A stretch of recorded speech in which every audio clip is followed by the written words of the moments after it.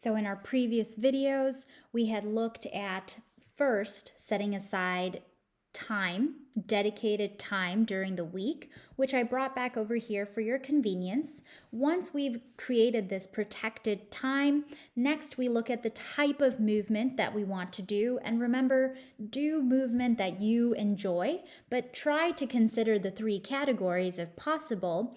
And now, finally, we actually consider the intensity of the movement.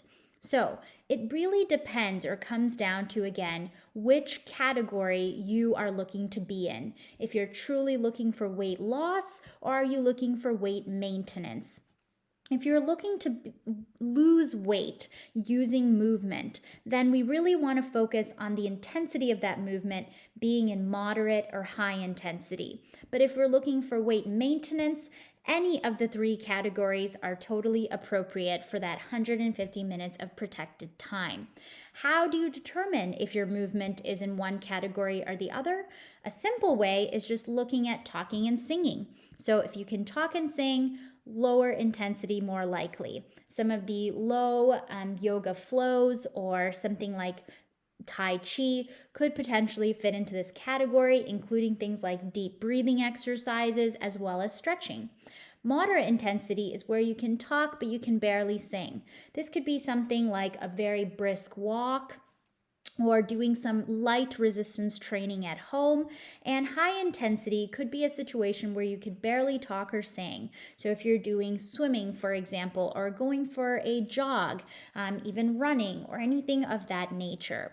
What's important to understand here is that this mean heart rate calculation is an approximation, and this could also be used as something if you have a tracker or some type of device that can check your heart rate.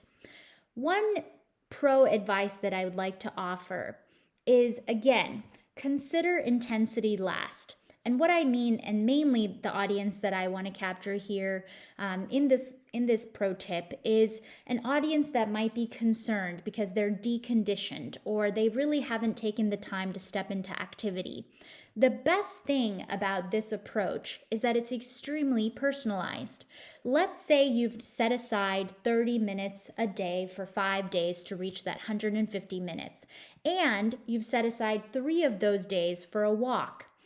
If, let's say, on day 1 or time 0, you're barely able to even walk to the mailbox, well, once you've set aside that 30 minutes, even if all you're doing is walking and taking a break, and trying to do that for as long as possible in those 30 minutes, if you check your heart rate, chances are that movement, regardless of how far you've gone or how many breaks you take, is going to be in the high intensity category, which is the goal if weight loss is a big part of your goal. But what you'll realize is over time, probably even within just 1 week or 2 weeks of consistently dedicating time to that movement, your heart rate will slowly come down because your lungs start to get adapted, your muscles and your body starts to accept the fact that this movement has become part of your regular activity.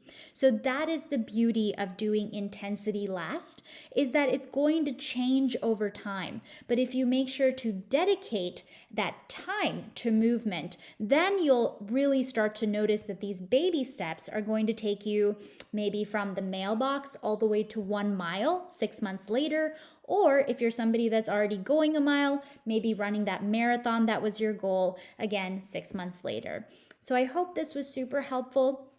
And next up, we'll take a look at what I call 24-hour balancing. Talk to you soon.